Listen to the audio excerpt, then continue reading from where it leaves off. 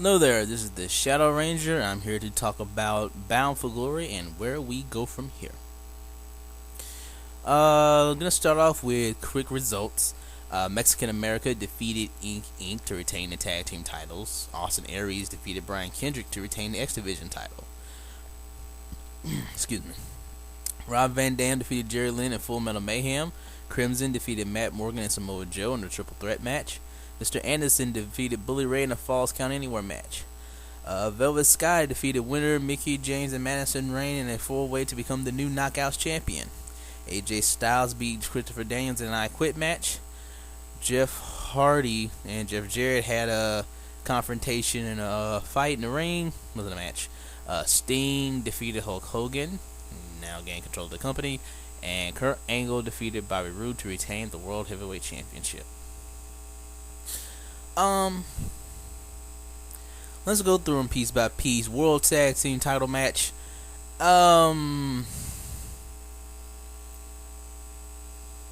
They named Christina Von Eerie Toxine.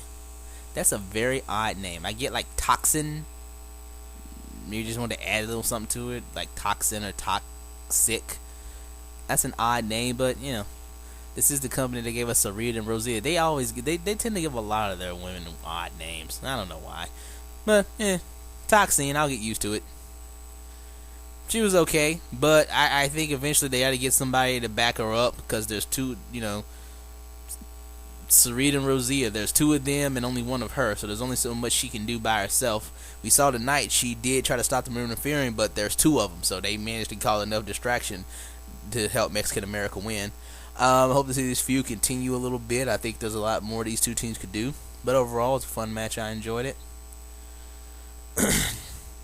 X Division title, Austin Aries defeated Brian Kendrick.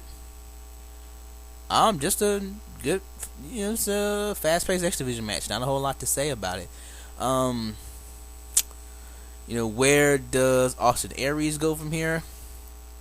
Where does Brian Kendrick go from here? I can see Brian Kendrick being off TV a little bit. But looking at Austin Aries, you got some X Division guys he can feud with. You got Alex Shelley. You got Anthony Nese. Anthony Nese and Mark Haskins and Zema Ion haven't been used a whole lot since they came to TNA, but I like to see them get more opportunity. Either of them. You could probably do one more decent match with Brian Kendrick. Let's see. Doug Williams is a former champion, so you can always go to him. If they're ever going to do anything with the television title, him and Eric Young and Austin Aries could do a very nice champion versus champion match. And if they're not going to do much with the TV title right now, I'd rather you have Austin Aries beat Eric Young in a title versus title match and have Austin Aries walking around with two belts. Guy has talent. I say get more out of him. Jeff Hardy's a possibility people don't like to think about, but I wouldn't mind seeing him do a little more. If he's coming back, they could do more of a sort of start out at the bottom, work your way back up before you can get another shot at the world title. So he decides he wants to go after the X Division title. Jesse Sorensen, he's still doing that stuff with Kid Cash, so that'll probably keep those two busy. Kazarian's always an option as a former champ. You can always put him in there. Robbie E, even though I think Robbie E should be going for the TV title, not the X Division title. Anybody else? And of course Zema Ion, you got that option. So you got plenty of options. Actually, you got to think, with After Bound for Glory, I could see some more new people debuting in TNA. I could see some people leaving and some people coming in. So it's kind of got to wait the next couple weeks and see what happens with that. I was thinking Zema Ion, I saw some indie stuff from him. He sort of does like this male model gimmick. And I was thinking, make him a team with Robbie E. It's like these just like douchebag pretty boys. Him talking about his hair and Robbie E talking about his... I just imagine like these funny scenes of them like in a dressing room fighting over a mirror and giving each other hair tips and talking about how buff they are. I think you get something really funny out of that. And when the other dude they brought in, Jesse Goddard, Mr. Pectacular, the three of them together, I think you would get some hilarious fun stuff. Either one of them go to the belt. You got a tag team there that can go in the tag team division. I would like to see that, but that's just a sidebar. I might talk more about that in another video. Let's continue on. Let's see here. Full Metal Mayhem RVD won. I didn't really care. Truth be told, it was morning here when the pay-per-view was on. I went and took my shower to get ready to go to work during this match, so I actually didn't watch it. But RVD won, and I don't really care. What's next for RVD and Jerry Lynn? Personally, I like to see them both gone from my television screen, but I don't think RVD is going anywhere. Triple threat: Crimson, Morgan, and Joe. I was surprised that Crimson won. I thought Joe might make Matt Morgan tap. It was a little odd that I was surprised that Joe was the one who got pinned. But hey, Crimson's still undefeated, and I think he could do more with Joe. I like to see Crimson versus Matt Morgan 1-on-1. That was another thought I had about the TV title. If they're gonna do something with it, I like to see those two feud for it. I had this.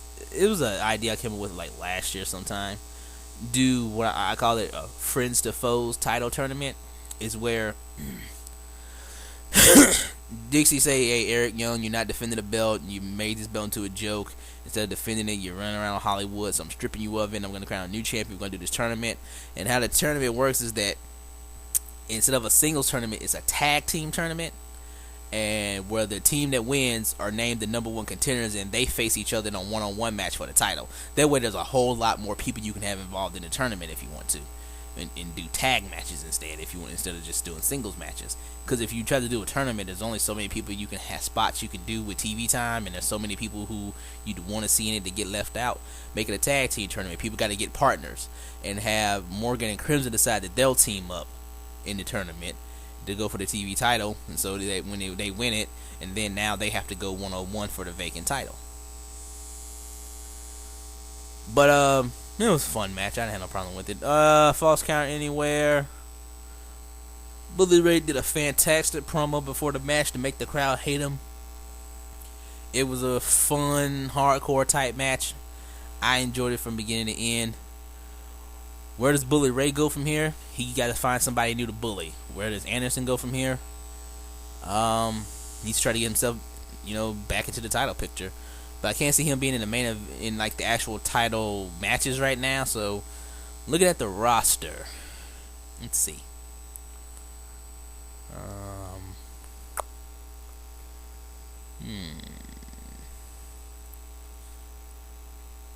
Who could Anderson work with right now?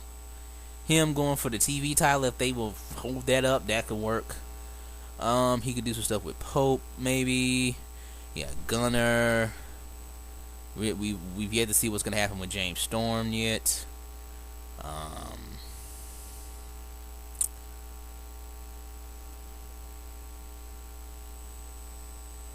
Yeah, Matt Morgan, RVD, Samoa Joe. You got options, so we gotta wait to see what's gonna happen with Anderson. Knockouts title. I thought this match was a lot of fun.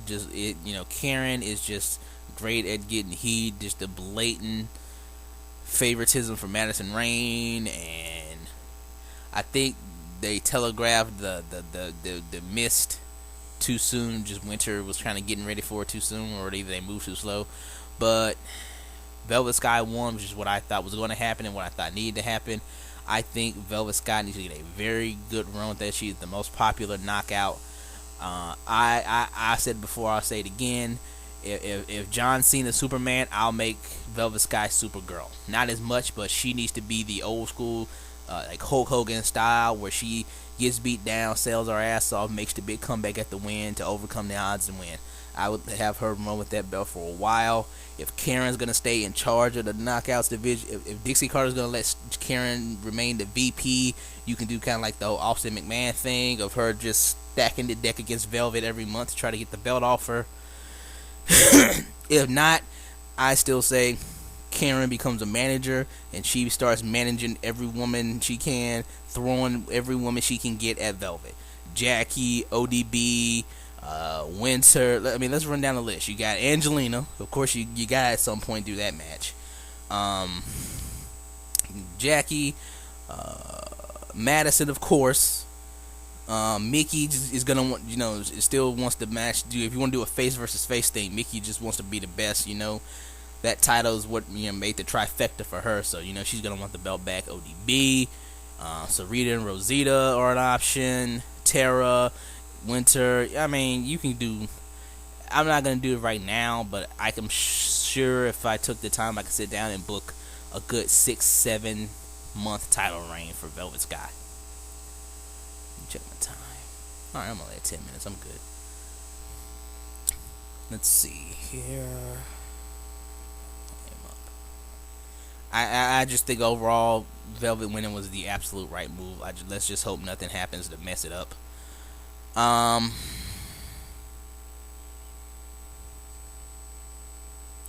quit match AJ Styles Christopher Daniels with the ending. We know this feud isn't over. They went kind of dark in this match with Daniels talking about wanting to fucking murder AJ and the screwdriver stuff. They went very wild. But with Daniels doing the attack at the end, this whole thing's not over. I think this is going to facilitate the breakup of Fortune. AJ and Daniels can go at it for a couple more months. You know you get a great match out of the two of them every time. So I say go with it.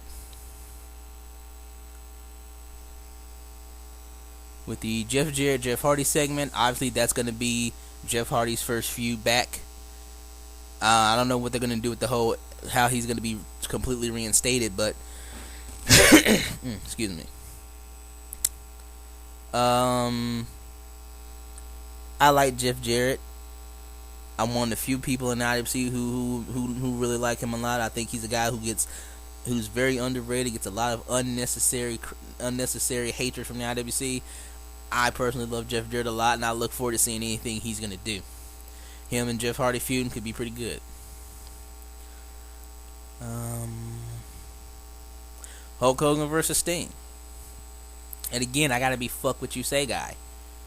This was my favorite part of the show. Not even a question. There were a lot of things on the show I liked, a lot of really good matches. I enjoyed almost everything on this pay-per-view, but this was my favorite part of the show. I enjoyed watching the match. It was short. The aftermath was great. Hogan going back face, going old school Hogan, ripping his shirt, him and Sting hulking up, beating up everybody.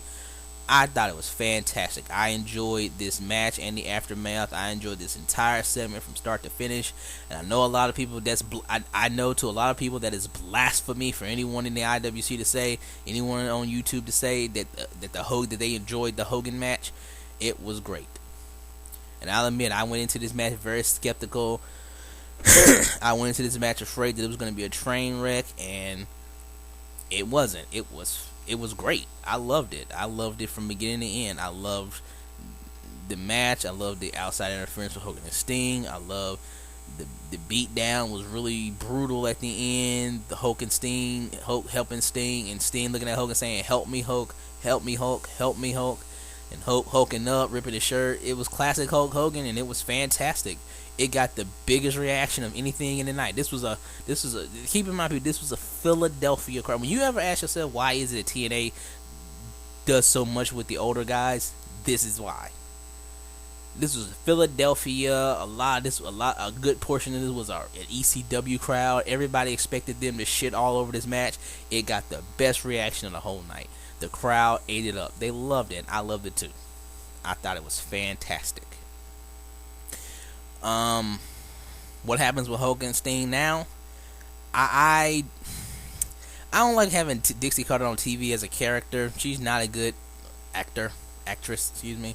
I would like Sting to take over and sort of just be more Steve Borden now, and have her make Sting like the authority figure. The GM, well, not GM in TNA, what they used to call it in TNA was Director of Authority.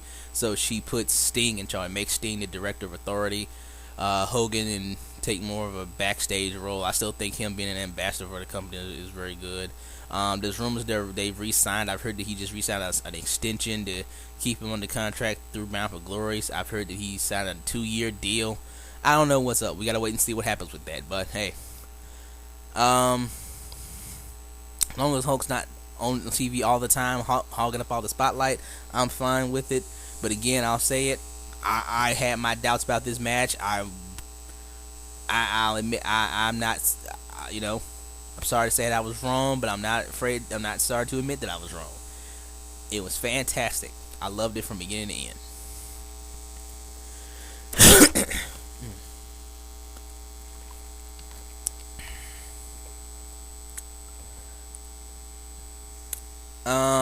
And the main event was for the World Heavyweight title. Kurt Angle versus Bobby Roode. Match was great. I liked the transitions between both guys' submissions. I liked how Roode put the crossface on Angle. Angle flipped around into the crossface to an ankle lock, and Roode flipped it back into a crossface. I thought they went very well trading submissions. I thought the match was really great from beginning to end. You had a controversial win with Angle cheating to get the win. What happens after this? Angle's still the champ. Roode's going for a rematch. I think somebody's going to get in Roode's way. He's going to have to deal with before he gets his rematch. I don't know how they're going to go with it. They might go from Angle of, Angle, you only beat me because the ref messed up. And you have the ref admit, like, yeah, I messed up. I was out of place. I should have saw Roode's hand. And, after everything he went through to lose the title like that on a bad ref call, on bad officiating, is really messed up. So that gives Roode a lot of sympathy. It's going to make everybody want to see him get a title match. But overall, I thought the match was good, and I was disappointed that Bobby Roode lost, but I'm not a hate it. I don't think it hurt the pay-per-view. And that's what I've been reading today as I've been reading other people's results. They, trashing the whole show because Roode lost. But that just proves how well the writers, it just shows how well of a job the writers did in making you want to see Bobby Roode win. Because nobody was really talking about Roode when this Bound for Glory series started, but they made you care. It was a great job by the writers making everybody care so much that fans are up in arms that Roode lost. They can't stand that he lost. But hey, the good guy don't always win. Maybe he'll win in the end. Maybe this just wasn't Roode's night. But you got a lot of options for really good storylines to go forth of Roode getting another shot at Kurt Angle. The story was great. The match was great. The ending, maybe the person we wanted to win didn't win, but the ending was still very good, and there's a lot to build off of. And I don't like people saying that trying to trash the whole pay-per-view because they didn't get the winner that they wanted. Your hero didn't win this time. Even Superman loses sometimes, but in the end, he comes back and wins. And I think this was going to happen with Robert Roode. He didn't win the first one-on-one match with Kurt Angle, but I think when it's all said and done, Robert Roode is going to beat Kurt Angle and become the champion. And they didn't go overboard like TNA tends to do in main events. There was no huge ref bump. There was no pointless James Storm heel turn like a lot of people thought might happen. There wasn't no 5 guys doing run-ins. It was one-on-one, face versus a heel. The heel cheated and won. That happens sometime in wrestling. A heel won by cheating. Perish the thought.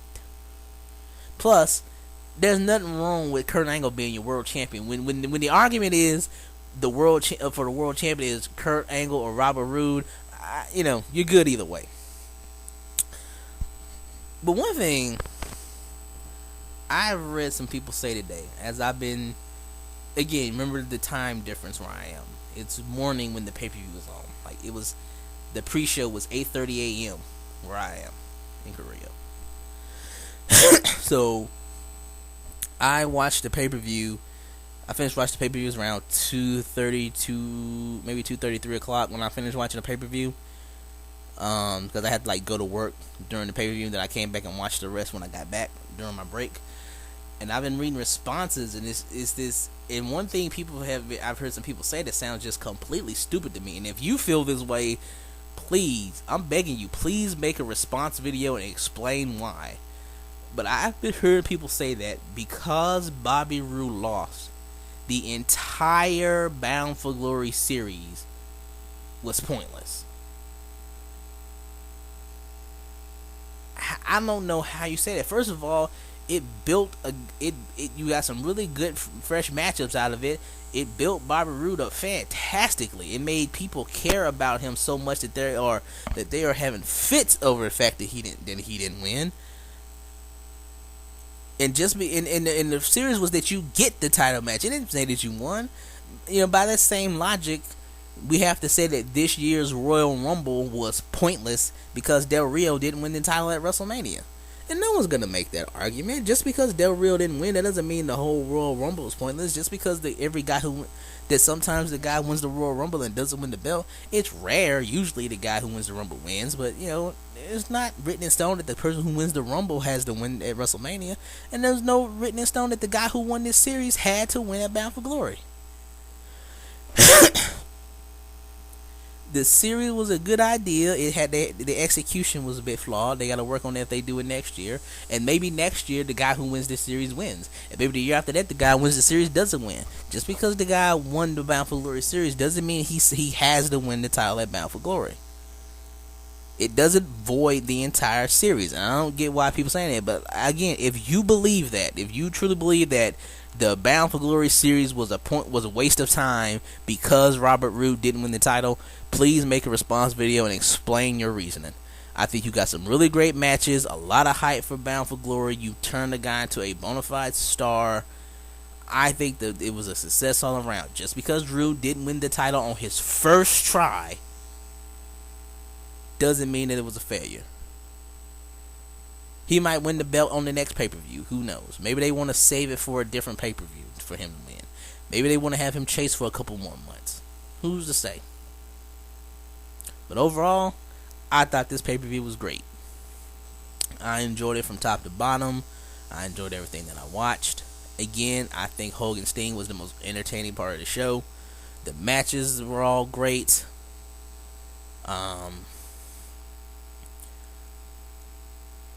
I'm also disappointed that Robert Roode didn't win. But, you know, I had a couple hours to think about it and like, you know what? I'm alright because they're going to do something really good with him now. They built him up very well and they have a lot of avenues to go with him. Maybe the world title ain't in the picture of him right now. Maybe it's a couple months down the line. Maybe they want to do it at Lockdown or Slammiversary. Who knows? But this pay-per-view was very good. I enjoyed it a lot and I hope all of you did too.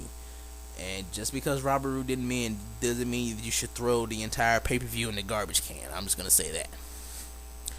But I have talked long enough about this pay-per-view.